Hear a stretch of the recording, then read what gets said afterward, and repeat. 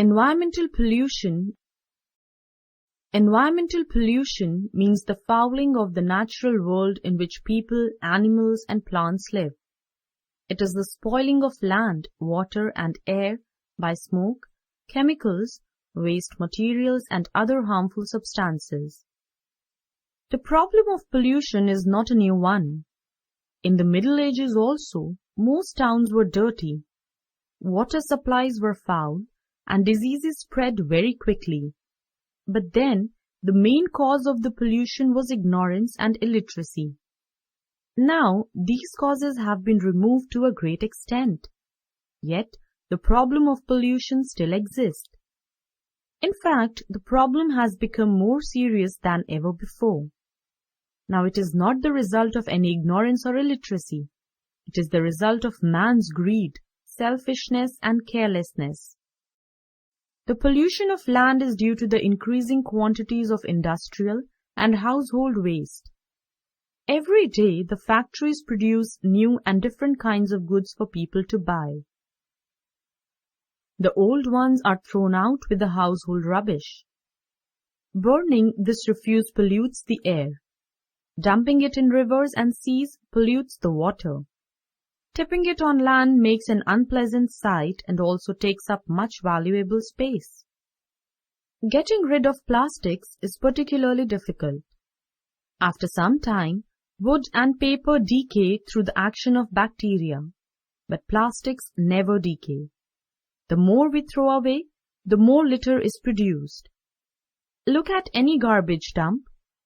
In addition to vegetable scraps, paper, and broken glass, you will notice a considerable amount of plastic material such as shampoo bottles, bags, worn-out slippers, and the like.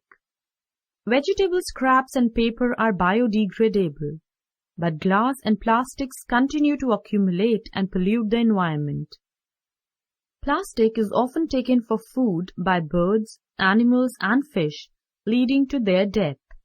It also chokes our sewer pipes, and then the dirty, smelly water starts flowing out of manholes. In the year 1971, a curious case of land pollution came to light in the New York State of America. In the neighborhood of famous Niagara Falls, there was an old canal called Love Canal. The dry bed of this canal was used as a dump by a plastics and chemicals company during the 1940s and 1950s. Then the land was filled in and capped with clay. Houses and a school were built there.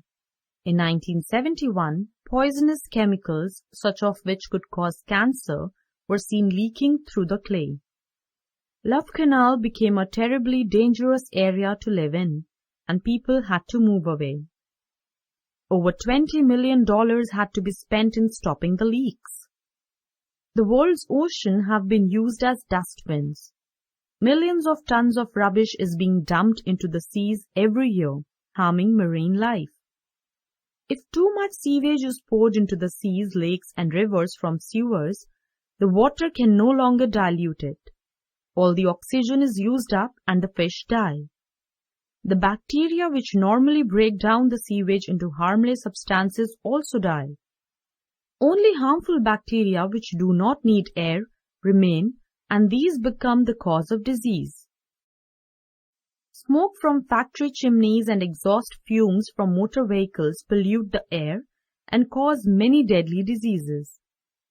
Chemicals in the air combine with moisture to make acids. These acids eat away stone and bricks and thus damage buildings. Pollution is also caused by fertilizers and insecticides used by farmers. Chemicals in the fertilizers may be washed from the soil into rivers. Then in water, they can make algae grow so fast that the river can get choked and kill all life in it. The use of pesticides also can be very harmful. Pesticides are poisonous chemicals used to kill harmful pests. Plants sprayed with pesticides are eaten by animals, and thus they take the poison into their bodies. People who eat the flesh of these contaminated animals can get many dangerous diseases. Ridding our world of pollution is an unimaginably big task. Anti-pollution measures are often unpopular and unprofitable, so many governments and big companies are slow to act.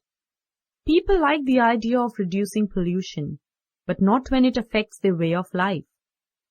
For example, all of us know that plastics and aerosols are dangerous for our environment, but how many of us would stop using or making them? However, pollution has to be controlled.